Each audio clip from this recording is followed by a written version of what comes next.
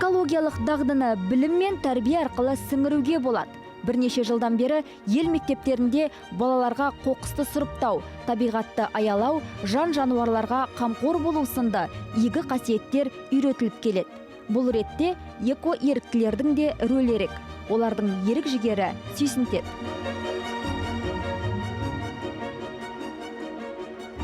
Экожаст бағдарламасы өзі жаңа бағдарламаларымыздың бірі. Бұнда біз Қазақстанның көптеген мектептеріне, яғни Астана, Көкшетау, Қарағанды, қателеспесем Теміртау қалаларында мектептерге қарапайым оқушыларға келіп сабақ өткіземіз. Жаңағыдай айтамыз, жалпы қалай істеу керек екен, үйде қалай, пластиктің түрлерін айтамыз, қалай біздің зиян келтіретінімізді, қалай оны одан экологиямызды аман сақтап қалу керектігін, барлығын қоршаған ортаға байланысты барлығын түсіндіріп айтамыз. Одан кейін балалармен ойын жүргіземіз. Ал Бигрин бағдарламасы ол да сол экология тақырыбында, ол дәл карантин кезінде онлайн түрде өткіздік. Ол кезде бүкіл Қазақстанды қамтуға тырыстық. Мыңдаған оқушыларды қамтыдық, жүздеген сыныптарды қамтыдық. Сондықтан да әйтеуір өзім дәл волонтермын деп айтқан кезде өзім туралы үлкен мақтанышпен айта аламын.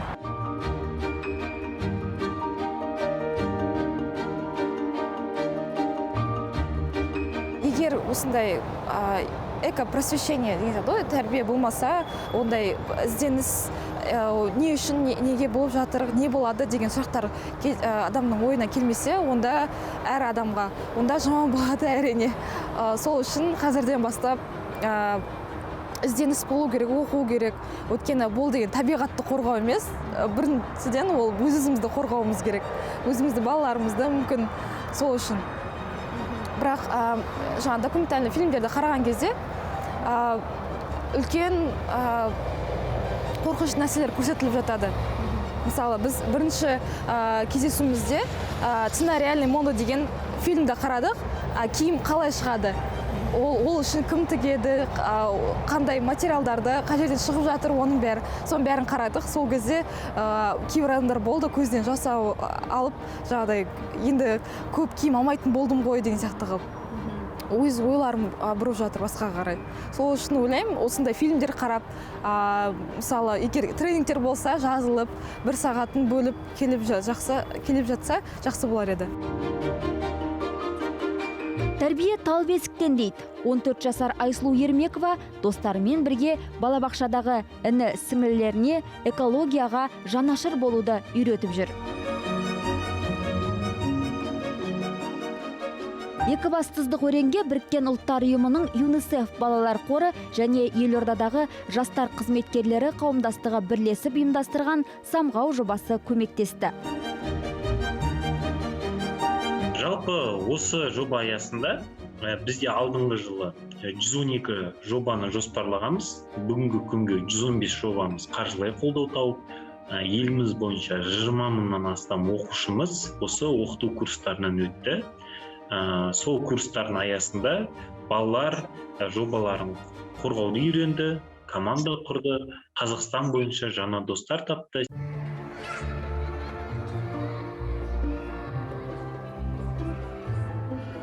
Ерекше балалар да самғауға қатысып, биікке қанат сермеуде.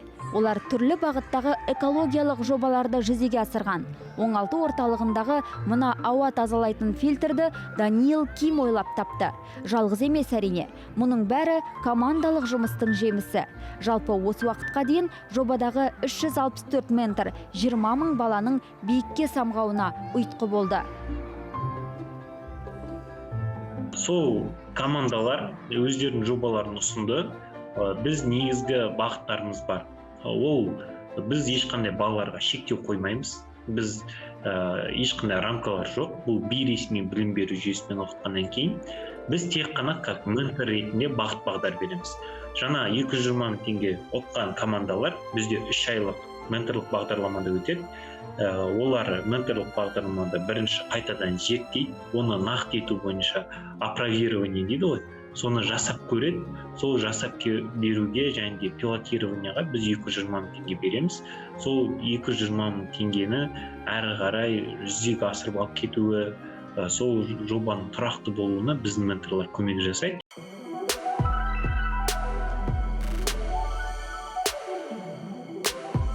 Таза болса табиғат, аман болар адамзат. Маңғыстаулық жастардың ұраны осы. Өңірде 100-ге тарта волонтерлық топ бар. Әсіресе эко бағытта жүргендері белсенді. Міне бәрі кезекті рет облыстағы ең көрікті мекен Ақмыш шатқалында бас қосты. Ақмыш шатқалы өте қатты ластанып кетті. Сол үшін біз басқа волонтер мекемелермен бірлесіп сенбілік өткізіп жатырмыз. Қазақстан тұрғындарына айтатыным, Қазақстан әдемі жерлерін тазалықта сақтайды.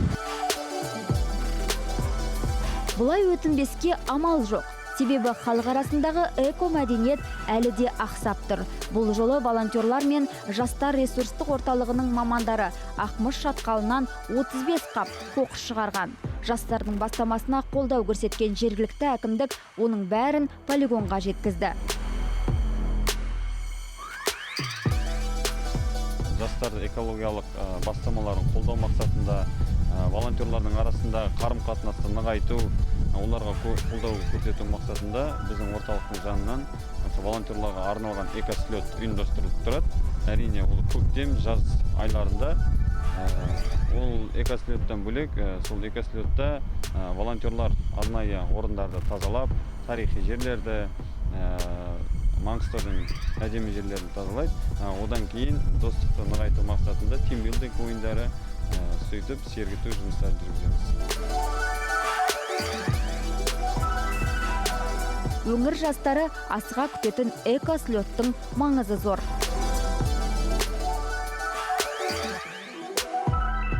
Экослет жылына жыл бойы ұйымдастырылып тұрады. Жаңа айтып өткендей, көбіне жаз мезгілдерінде. Одан бөлек, бұл экослеттен бөлек бізде болашаққа сеніммен жазғы лагеріміз бар. Осы лагерде де республикалық әр түкпірден қонақтарымыз, жастар келеді. Осы лагерь барысында да экослетті ұйымдастыру жоспарланған.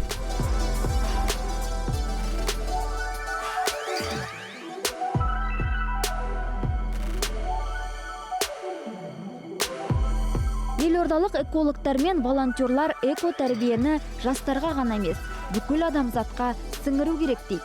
Бұған Дармарка шарасының көмегі тиеді.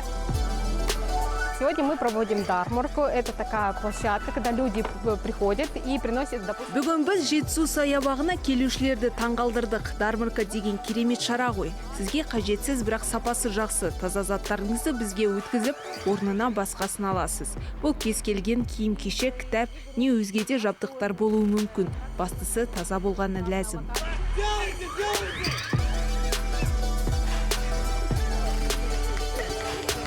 Заттарға жаңа өмір сыйлауда қажет тағыда.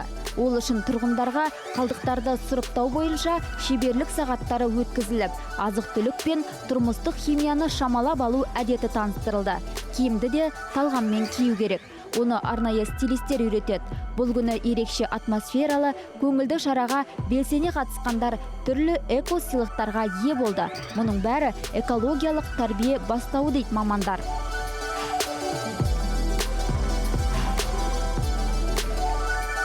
Экологичный образ жизни, он всегда учит о том, что в первую очередь мы используем то, что есть. Экологиялық тұрғыда өмір сүру қиын емес. Үнемі қолданатын заттарыңыздың бір реттік болмауын қадағалаңыз. Дүкенге барғанда шопер эко-сөмкелерді қолдануды әдетке айналдыру керек. Пластик өнімдерді тұтыну пайдалы емес, соны ұмытпаңыздар. Одан кейін жарықты сөндіріп жүру, суды үнемдеу де жақсы әдет. Бастысы осындай эко-дағдылардың бәрін бір мезгілде қалыптастырамын деп ойламаңыз. Асықпау керек. Мамандар эко-ұрпақтың ғаламды құтқаратынына сенімді. Ол үшін экологиялық сананы жетілдіру керек.